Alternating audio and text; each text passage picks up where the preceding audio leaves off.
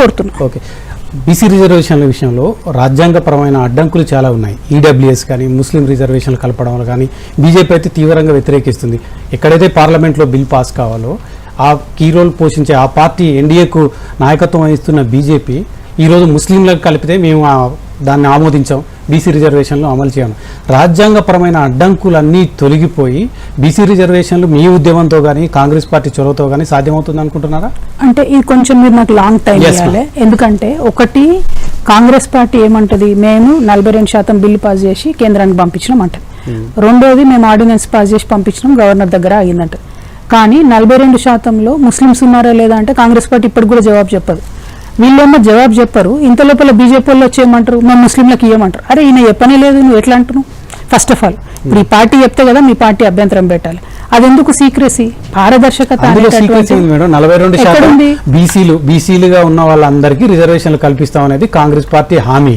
42%లో బీసీలుగా చాలా మంది ముస్లింలు, ఈబీసీలుగా ఉన్న వాళ్ళు చాలా మంది, కొన్ని కమ్యూనిటీలో వాళ్ళు బీసీలు ఉన్నారో వాళ్ళు కూడా వస్తారనేది అది అందరికి తెలిసిన విషయం. ఇక్కడ రాహుల్ గాంధీ గారు ఏం చెప్తున్నారు, 56% కదా బీసీలు ప్లస్ ముస్లింస్ కలిపి. యాక్చువల్లీ 56% పెట్టాలి కదా మరి కాంగ్రెస్ పార్టీ. 42% ఎందుకు పెడుతుంది? ఇప్పుడు 42%లో నువ్వు ఎవరిని తీసేస్తావు? ముస్లింస్ ని తీసేస్తావా, యాదవ్లు తీసేస్తావా, ముద్రాజ్? నాకేం క్లారిటీ, నేను ఉద్యోగం చేస్తున్నాను. 56% కావాలనుకుంటున్నా, 42% కావాలనుకుంటున్నా. అట్లాంటప్పుడు రాజ్యాంగపరమైన హక్కులు అడ్డంకులు రావు కదా. ఎందుకంటే ఇప్పుడు ఎప్పుడైతే ఈడబ్ల్యూఎస్ పెట్టడం జరిగిందో, ఈడబ్ల్యూఎస్ లో కూడా 2% ఆల్రెడీ ఓసీలలో ఉన్న ముస్లింస్ కి రిజర్వేషన్ వస్తుంది. బీసీలలో ఉత్తరప్రదేశ్లో రిజర్వేషన్ వస్తుంది, గుజరాత్లో రిజర్వేషన్ వస్తుంది. మోదీ గారు ఖుది చెప్పారు, మా గుజరాత్లో మేము ముస్లింలందరికీ రిజర్వేషన్లు ఇస్తున్నాం బీసీలలో ఉన్న వాళ్ళకని. ఇక్కడ వాళ్ళకి ఏం ప్రాబ్లం ఉంది? మోదీ గారికి ఏం ప్రాబ్లం? ఇక్కడ బండి సంజయ్ గారికి ఎందుకు ఉండాలి చెప్పండి? ఆయన బయటకు వచ్చి ముస్లింలకు ఇస్తే ఇయ్య అంటాడు. ఈ కాంగ్రెస్ వాళ్ళేమో మహేష్ కుమార్ గౌడ్ గారు కానీ రేవంత్ రెడ్డి గారు కానీ ఇంతవరకు క్లారిటీగా చెప్పారు. ఇక్కడ ఒక్కటి టెక్నికల్ అంశం ఉంది రమేష్ గారు, 42% రిజర్వేషన్లు ఇచ్చినా కూడా ఎన్ బ్లాక్గా సబ్ క్లాసిఫికేషన్ అనేది, అంటే అందులో ఎవరెవరికి ఇస్తామనేటటువంటిది స్టేట్ పరిధిలో ఉన్నటువంటి అంశం. ఇంతవరకు మేము ఎన్నిసార్లు డిమాండ్ చేసినా కూడా 42% లోపల ఎవరికి ఇస్తామని చెప్తలేరు. ఇప్పటివరకు కూడా మేము ఒక్కరమే జాగృతి నుంచి రిపీటెడ్గా అడుగుతున్నాం, మీరు ప్రతి ఊర్లో మీరు పెట్టండి కదా, మీరు చేసిన లెక్కలు తెలిసిపోద్ది కదా, దూద్ కా దూద్ పానీ కా పానీ.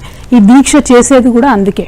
సబ్ క్లాసిఫికేషన్లో ఎవరెవరు ఉన్నారు, 46% ఉన్న హిందూ బీసీలకు ఎందుకు ఫుల్గా రిజర్వేషన్ ఇస్తలేరు, 10% ఉన్న ముస్లింలకు ఎందుకు రిజర్వేషన్ ఇస్తలేరు, 56% ఇవ్వాల్సిన రిజర్వేషన్ మీకు 42% ఎట్లా వచ్చింది? ఇప్పుడు ఒక ఎగ్జాంపుల్ మీకు చెప్తాను. 42% సపోజ్ రేపు మనందరి పోరాటాల ఫలితంగా సాధ్యమవుతుంది.